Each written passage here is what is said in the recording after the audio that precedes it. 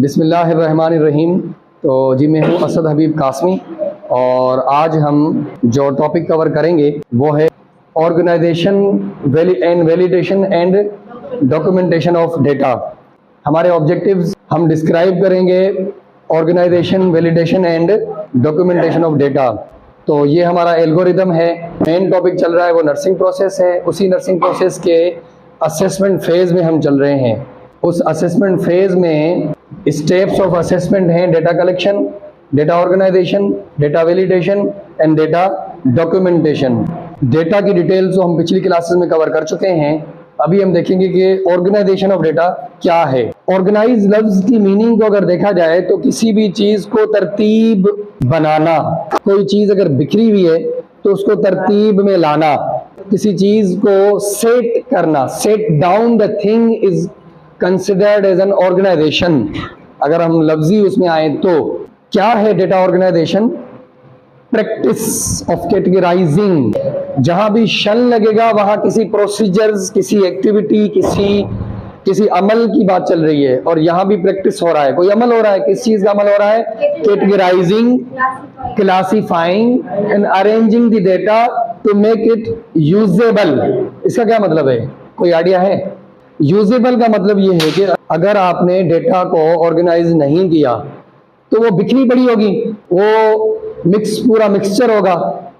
अभी मैं इस वक्त गया किसी कम्युनिटी में, मैंने डायरिया पे, सपोज मलेरिया पे जो ना मैंने डेटा कलेक्शन की तो मुझे बच्चे भी मिले, बड़े भी मिले, बूढ़े भी मिले, औरतें भी मिली, मर्द भी मिले, वहाँ की जो नॉर्मल वाले बंदे भी मिले और डिजीज वाले भी मिले। और मैं सबसे डेटा कलेक्ट करके आके रख दूं और डॉक्टर साहब को या किसी ऑर्गेनाइजेशन को दिखाऊं तो क्या वो समझ आएगी? इसलिए कि वो तो रफ है ना, वो मटेरियल रफ है। तो ऑर्गेनाइजेशन में यही तो हो रहा है कि फेयर वर्क हो रहा है, तो फेयर वर्क यूजेबल होगा, लेकिन रफ वर्क यूज कर सकते हैं क्या? हम डिस्टर्ब हो जाएंगे ना।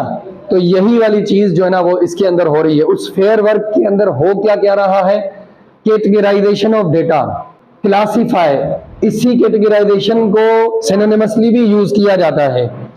कैटेगरी जनरल वर्ड है, क्लासिफिकेशन एक क्लास, दूसरी क्लास, तीसरी क्लास, उसके अंदर यही तो है, मेल की क्लास अलग, फीमेल की अलग। तो ये ऑलमोस्ट सिनोनिमसली जो ना है।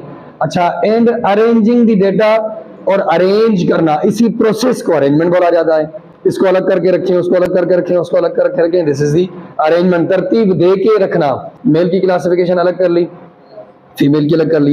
ये जो अलग करना है ये कैटेगरी है, और मेल की और फीमेल की और बच्चों की और बड़ों की और बूढ़ों की, ये फिर क्लासिफिकेशन क्लासेस हैं। अब क्लियर हो गई बात? और अरेंजमेंट, ये प्रोसीजर ही अरेंजमेंट ही है। तो बेसिकली आप इसको ऐसे समझिए कि ये एक ही वर्ड है। चलें आगे चलते हैं। Nurse usually use written formats that organize the assessment data systematically। अब ये कैटेगराइजेशन और ये सब कुछ चीजें तो कर रहे हैं, रिटन फॉर्मेट तो यूज कर रहे हैं, लेकिन किस चीज के लिए कर रहे हैं? असेसमेंट ऑफ डेटा के लिए हो रहे हैं। तो फॉर्मेट्स यूज होते हैं कि यूजुअली नर्सिंग के अंदर नर्स कुछ मखसूस फॉर्मेट्स हैं जो यूज करता है। वो कौन से हैं? वो ये हैं, एग्जाम्पल के तौर पे लिखे हुए हैं। इस तरह के बहुत सारे हो सकते हैं। गॉर्डन्स फंक्शनल हेल्थ पैटर्न, इनको रख के फिर बनाता है कि गॉर्डन फंक्शनल हेल्थ पैटर्न के अंदर बताया गया है कि फला सिस्टम की डेटा में ये चीजें लेनी है। इसी तरीके से Orem's self care model, Dorothea Orem एक थ्योरिस्ट हैं, उन्होंने एक मॉडल दिया है, इनके थ्रू आप असेसमेंट करो। रॉयज एडाप्टेशन मॉडल, अब इन्होंने कुछ मॉडल्स दिए हैं, कुछ फॉर्मेट्स, फ्रेमवर्क्स दिए हैं असेसमेंट के। तो ये एग्जांपल है, इस तरह के बहुत सारे और भी होंगे फॉर्मेट्स। ये फॉर्मेट्स यूज करता है नर्स इसके लिए, यानी क्लासिफिकेशन का अमल है, लेकिन क्लासिफिकेशन के लिए ऑलरेडी फॉर्मेट्स भी पड़े हुए हैं, उनको आप अप्लाई करके आप डेटा कलेक्ट कर सकते हो। इसी तरीके से आगे चलते हैं। Data validation. लफ्ज वैलिड की मीनिंग क्या है? वैलिड लफ्ज की मीनिंग है करेक्ट, सही। तो डेटा वैलिडेशन, अब इसको हमने करना है, मतलब असेसमेंट के अंदर जो 3 स्टेप्स है ना, डेटा कलेक्ट हुई, डेटा ऑर्गेनाइज हुई, अब data valid. Actually data validation second पे आता है, ये ज़हन में रख लें। पहले डेटा कलेक्ट होती है, फिर दूसरे नंबर पे वैलिड होती है, फिर ऑर्गेनाइज होती है। क्योंकि जो नॉन वैलिड होगी, जो जिसमें डाउट्स होंगे, उसको हम अलग कर लेंगे, ठीक है। तो डेटा वैलिडेशन क्या है? वैलिड मतलब सही, वैलिडेशन सही करना। तो प्रोसेस ऑफ, अब ये प्रोसेस है, किस चीज का प्रोसेस है? Verifying the data, verifying the correct material, देखना है कि इसके अंदर करेक्ट है वो नहीं है, नहीं होगा तो उसको हम अलग कर लेंगे। वेरीफाइंग द डेटा क्यों करेंगे ये? To ensure that it is accurate. अब देखें आ गई बात, एक्यूरेट है नहीं, एक्टिविटी हम कर रहे हैं एक्यूरेसी मेजर करने के लिए, इंश्योर करने के लिए कि हमें एक्यूरेट मिले। जो नॉन एक्यूरेट होगा उसको हम अलग कर लेंगे। चलें, एक्यूरेट एंड फैक्चुअल, लफ्ज फैक्चुअल की मीनिंग हकीकत पे मुश्तमिल, फैक्ट्स पे हो, अंदाजों पे ना हो, यानी उसके सबूत भी हो हमारे पास। चलें, it is done through double checking to complete the task. जब भी हम डेटा कलेक्ट करेंगे तो उसको डबल चेक भी करें, इवन ट्रिपल चेक की भी जरूरत पड़ती है तो ट्रिपल चेक भी करें। चलें आगे चलते हैं। अच्छा, इट एंश्योर्स, ये क्या करता है? जब हम एक्टिविटी करते हैं इसकी डेटा वैलिडेशन वाली, तो हमें इंश्योरिटी होती है, information is double checked, verified and complete.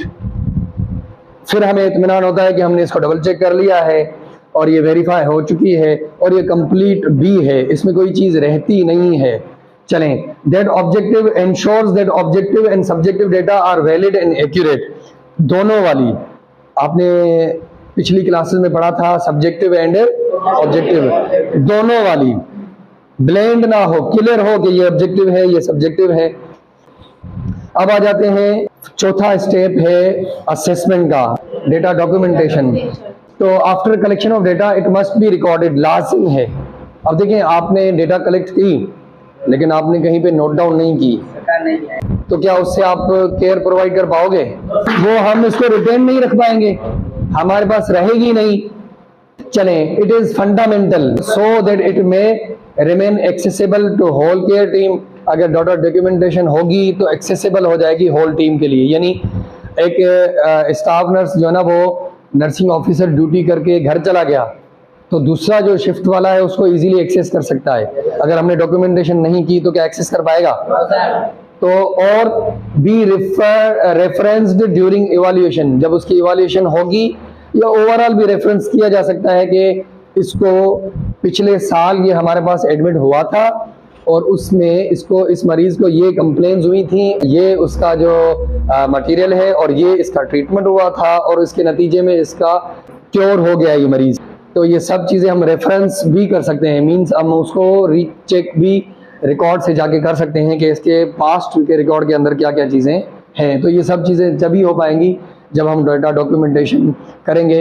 आज हमने कवर किए हैं स्टेप्स ऑफ असेसमेंट के remaining 3, organization of data, validation of data, documentation of data, collection of data तो हम पहले ही कवर कर चुके हैं, तो होपफुली आपको अच्छे से समझ आया होगा।